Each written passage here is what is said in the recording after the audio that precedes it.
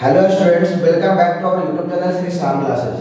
तो आज का क्लास बहुत इंपॉर्टेंट होने वाला है आपका, क्योंकि बच्चे लोग का सवाल आ रहा था कि सर थियोरेटिकल तो इलेक्ट्रिसिटी सारा का सारा समझ में आ जाता है, लेकिन जब हम न्यूमेरिकल बनाने के लिए आते हैं तो बनता नहीं है।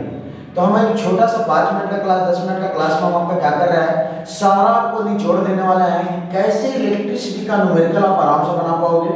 तो एक ही क्लास में हम सारा का सारा आपको फार्मूला भी रिकैप करता है, जितना भी आपका एक्सप्रेशन इलेक्ट्रिसिटी का वो रिकैप करेंगे और ये फार्मूला के देखेंगे कि सर कहाँ कहाँ प्लेस है, एप्लीकेशन लगा के कहाँ कहाँ हम लोग कैसे कैसे न्यूमेरिकल को सॉल्व कर सकते हैं। तो चलिए देरी नहीं करते हैं सर, चलते हैं क्लास में। देखिए इलेक्ट्रिसिटी, तो इलेक्ट्रिसिटी में आपको 11 इक्वेशन को पढ़ना है, 11 आपको फार्मूला है, उसको ध्यान से देखना है। वन बाय वन करके हम एक एक मिनट सेपरेट बोलते हैं और खत्म करते हैं। कोलम्स लॉ, कोलम्स लॉ आपको मालूम होगा, क्योंकि देखते हैं सर कि दो चार्ज के बीच में जो फोर्स लगता है उसको हम बोलते हैं इलेक्ट्रोस्टैटिक फोर्स। दो चार्जेस के बीच में जो फोर्स लगता है उसको क्या बोलते हैं, इलेक्ट्रोस्टैटिक फोर्स। दो मासेस के बीच में जो फोर्स लगता है उसको हम लोग बोलते हैं ग्रेविटेशनल फोर्स, और दो मैग्नेट के बीच में लगता है उसको हम लोग बोलते हैं मैग्नेटिक फोर्स। तो इलेक्ट्रिसिटी में हम लोग सिर्फ मेनली चार्ज के बारे में पढ़ेंगे। तो चार्ज में अगर दो चार्जेस को कुछ डिफरेंट डिस्टेंस पर हम लोग सेपरेट किए थे, इसमें क्या फोर्स लगा होगा, इलेक्ट्रोस्टैटिक फोर्स। तो कूलम्ब्स लॉ वही बताता है, the electrostatic force between the two charges Q1 and Q2 is directly proportional to product of charge and inversely proportional to square of distance between them।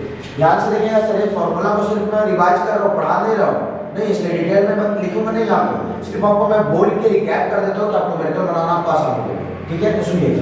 तो electrostatic force क्या बोलता है, electrostatic Coulomb's law ये state करता है, the electrostatic force between the two charges is directly proportional to product of charge and inversely proportional to square of distance between them। तो expression आपको Coulomb's law का हो गया F = Q1 × Q2 by R square, जहां Q1 और Q2 दो को charge दिया हुआ है, R क्या है, सेपरेशन बिटवीन देम। तो कब लगाना है, जब आपको दो को चार्जेस दिया हुआ रहेगा और दोनों का सेपरेशन दिया हुआ रहेगा, और आपको सवाल पूछता है कि कूलम्ब्स क्या कितना फोर्स लग रहा होगा, कितना इलेक्ट्रोस्टैटिक फोर्स लग रहा होगा दो चार्जेस में, तो आप बंद करके लगाओ formula F = Q1 × Q2 by R square, answer आ जाएगा। चले ये सर कूलम्ब्स लॉ का क्या हुआ, खत्म हो गया सर। देखिए आज जो क्वांटाइजेशन ऑफ चार्ज क्या है, क्वांटाइजेशन ऑफ चार्ज। तो क्वांटाइजेशन ऑफ चार्ज का एक्सप्रेशन है Q = AB। E क्या है सर, E को हम लोग बोलते हैं basic unit of charge. E को क्या बोलते हैं, बेसिक यूनिट ऑफ चार्ज, जिसमें आपको मालूम होगा कि एक इलेक्ट्रॉन में कितना चार्ज होता है, -1.6 × 10⁻⁹ कूलम। तो इलेक्ट्रॉन को बोलेंगे कितना चार्ज है, एक इलेक्ट्रॉन को ही हम लोग बोलते हैं बेसिक यूनिट ऑफ चार्ज, जिसमें चार्ज कितना होता है, -1.6 × 10⁻⁹ कूलम। और n क्या है नंबर, 1 2 3 4 कुछ भी नहीं, चलो 1 2 3 4 कुछ भी। तो क्वांटाइजेशन ऑफ चार्ज ये बोलता है कि जो कोई भी चार्जेस होता है इंटीग्रल मल्टीपल होता है basic unit of charge, that is Q = NE। n क्या है 1 2 3 कुछ भी, जिसको बहुत बड़ा चार्ज हुआ होगा, मान के चलते कि 7 × 10⁻20 कुछ भी चार्ज होगा, इसी का मल्टीपल में हुआ होगा, -1.6 × 10⁻⁹ कूलम। न्यूमेरिकल यहां से कैसे आएगा, आपको क्या कर देगा, टोटल चार्ज दे देगा, आपका दे देगा टोटल चार्ज दे देगा, पूछेगा कि बताओ कि नंबर ऑफ इलेक्ट्रॉन क्या होगा। सवाल सुन के कैसे आएगा, आपको बता रहे हैं, टोटल चार्ज आपको दे देगा, टोटल चार्ज दे देगा और पूछेगा कि बताओ तो उसमें नंबर ऑफ इलेक्ट्रॉन कितना हुआ होगा। तो कुछ नहीं करो यार, -1.6 इधर डिवाइड कर दो, तो n का फार्मूला क्या आ जाएगा, Q/T। चलो खत्म हो गया तुम्हारा क्या, क्वांटाइजेशन ऑफ चार्ज। क्लियर हुआ। तीसरा आ जाओ क्या, पोटेंशियल डिफरेंस, इलेक्ट्रिक पोटेंशियल और पोटेंशियल डिफरेंस। तो पोटेंशियल डिफरेंस का हम लोगों ने डिफिनेशन बोला था, the amount of charge per unit, amount of work per unit charge equal potential difference. Potential difference के एक्सप्रेशन का फार्मूला क्या है, amount of work per unit charge, तो V = W/Q। यही हुआ तुम्हारा क्या, पोटेंशियल डिफरेंस। कोई भी तीन क्वांटिटी में आपको एक चीज दिया हुआ रहेगा तो आप निकाल लीजिएगा। तो पोटेंशियल डिफरेंस क्या था, the amount of work per unit charge equal potential difference. Expression खत्म हुआ। बाबू ये आपका इलेक्ट्रिक करंट, इलेक्ट्रिक करंट जब भी हम लोग देखे थे पूरा 9 10 हम लोग किए, जब भी अगर डिनोमिनेटर में टाइम आता है उसको हम लोग बोलते हैं रेट। क्या बोलते हैं, रेट। इलेक्ट्रिक करंट क्या है, rate of flow of electric charge is called electric current. Rate of flow of electric charge is called electric current. Expression है I = Q/T। T क्या है सर आपका टाइम, Q क्या है चार्ज, Y क्या है इलेक्ट्रिक करंट। अगर आपको पूछता है टोटल चार्ज दे देता है, टाइम दे देता है, आपको पूछता है कि बताओ करंट कितना फ्लो कर रहा होगा, तो रिलेशन आप निकाल सकते हो I = Q/T। इसमें से कोई भी अगर पूछता है कि Q का वैल्यू पूछता है, I T के लिए क्रॉस मल्टीप्लिकेशन कर दो यार। तो ये चार आपको समझ में आ गया, कूलम्ब्स लॉ कैसे लगेगा, quantization of charge, potential difference और इलेक्ट्रिक करंट। दिख गया। अब आ जाओ ओम्स लॉ। तो आपको ओम्स लॉ के एक और हम लोग वीडियो बनाया है, ओम्स लॉ का ग्राफ रिलेटेड वीडियो बनाया है। अगर आप नहीं देखे हैं तो आप जाकर शॉर्ट्स में वहां पर देख लीजिएगा, वो बोर्ड के लिए बहुत इंपॉर्टेंट है। मैंने वहां पर ओम्स लॉ का ग्राफ खींचा, स्ट्रेट लाइन फ्रॉम ओरिजिन, और जो तीन को कर्व खींचा वहां पर से कंपेयर किया रेजिस्टेंस का। तो वो वीडियो आपका बोर्ड के लिए बहुत इंपॉर्टेंट है, तो आप जाकर शॉर्ट्स में चेक कर लीजिएगा अपने लिस्ट में जाके। तो I इक्वल टू Q2 आया बाबू, ये इलेक्ट्रिक करंट हुआ। ओम्स लॉ क्या है बाबू, V और I को क्या करता है, रिलेशन बताता है। ओम्स लॉ क्या है बाबू, इसको हम लोग बहुत इंपॉर्टेंट है इलेक्ट्रिसिटी में। अगर आपको कोई भी न्यूमेरिकल बन रहा है तो क्या लगा, ओम्स लॉ लगा दो, सॉल्यूशन आ जाएगा। तो ओम्स लॉ सारे एक्सप्रेशंस की इंपॉर्टेंट है। तो ओम्स लॉ का आपको याद करना है कि ओम्स लॉ क्या है, gives the relationship between the potential difference and electric current. Potential difference और इलेक्ट्रिक करंट में क्या करता है, रिलेशन बताता है। तो बताया थे हम लोग क्लास में नहीं कि eight constant temperature potential difference directly proportional होता है इलेक्ट्रिक करंट का। तो ओम्स लॉ क्या है, at constant temperature potential difference is directly proportional to electric current. यहां पर एक्सप्रेशन आता है V इक्वल टू I है। तो ये आपको कोई भी दो क्वांटिटी है, R क्या है रेजिस्टेंस है, I इलेक्ट्रिक करंट है, V क्या है पोटेंशियल डिफरेंस है। बोलेगा कि 5 एम्पीयर एक करंट फ्लो कर रहा है और वोल्टेज दिया और 220, तो बताएगा कि बताओ रेजिस्टेंस कितना ऑफर कर रहा हो। तो निकाल दो यार यहां से formula V equal to I करके, V I दिया हुआ था, निकाल दो डिवाइड करके। ये वो आपको ओम्स लॉ बहुत इंपॉर्टेंट है sir, V equal to I याद कीजिएगा। लेकिन पोटेंशियल डिफरेंस इलेक्ट्रिक करंट का कब प्रोपोर्शनल होता है, जब टेंपरेचर कांस्टेंट होता है तब। इसका ग्राफ अगर आपको बताया शॉर्ट्स में जाकर वहां पे देख सकते हैं। ये R को हम लोग बोलते हैं रेजिस्टेंस। R को क्या बोलते हैं सर, रेजिस्टेंस। देखिए रेजिस्टेंस बहुत जरूरी है सर। नहीं, हम लोग देख रहे हैं कि जो बल्ब में जल रहा है वो रेजिस्टेंस के कारण में जल रहा है। तो उसी तरीके से खुद का लाइफ में भी अगर हम लोग की लाइफ में अगर रेजिस्टेंस नहीं आता है तो हम लोग भी ग्लो नहीं करेंगे।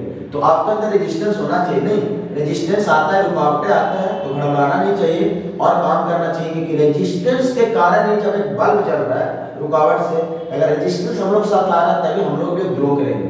तो मेहनत करना है, टेंशन नहीं लेना है। तो देखिए रेजिस्टेंस क्या है, हम लोग बताया कि रेजिस्टेंस क्या है, the substance of material which offer the which opposite the electric current. क्या बोलते हैं कि जब किसी भी कंडक्टर से इलेक्ट्रिक करंट जा रहा है तो जो मटेरियल है वो अपोज करता है इलेक्ट्रिक करंट के, कि बाबू तुम किधर जा रहे हो। नहीं, तो यही अपोज करता है, इसी को बोलते हैं हम लोग क्या, रेजिस्टेंस। तो रेजिस्टेंस का फार्मूला होता है rho L by A। Rho L by A, rho proportionally constant है। नहीं, हम लोग बताएंगे क्लास में कैसे कैसे है। L लेंथ है, A एरिया है। तो रेजिस्टेंस दो बात पे डिपेंड करता है सर। इससे हम लोग न्यूमेरिकल आपका क्लास में करवाएंगे। नहीं, बहुत इंपॉर्टेंट न्यूमेरिकल आता है आपको रेजिस्टेंस रिलेटेड। तो रेजिस्टेंस क्या है, the substance of material which offer which opposite the motion of an electric current is called resistance. Resistance दो बात पे डिपेंड करता है sir, length area. Length area directly proportional to length, inversely proportional to area. तो आपको question में direct आ जाता है कि लेंथ को दुगना कर दिए, एरिया को कांस्टेंट किए।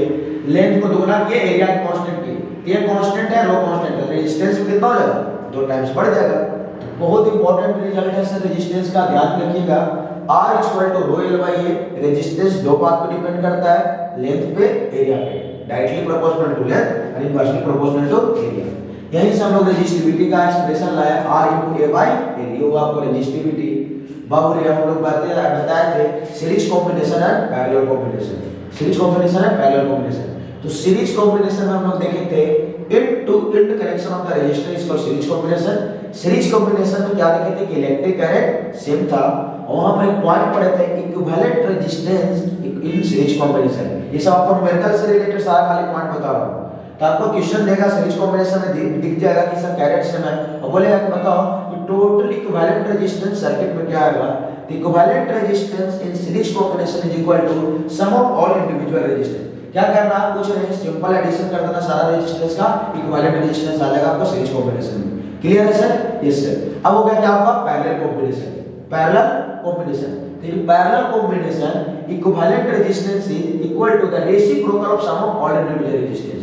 देखिए यहाँ पर बहुत इंपॉर्टेंट पॉइंट बोले थे, चलो बोल देते हैं 4 पॉइंट, स्किप नहीं करते, इतना टाइम लगेगा। देखो ये दोनों के लिए सीरीज कॉम्बिनेशन के लिए हम लोग 4 पॉइंट पढ़े थे और पैरेलल कॉम्बिनेशन के लिए 4 पॉइंट पढ़े थे। जो लास्ट 2 पॉइंट है आपको बोर्ड एग्जामिनेशन के लिए बहुत ज्यादा इंपॉर्टेंट है। सीरीज कॉम्बिनेशन में बताया कि end to end connection of the resistance is called series combination. Series combination में इलेक्ट्रिक करंट सेम होता है।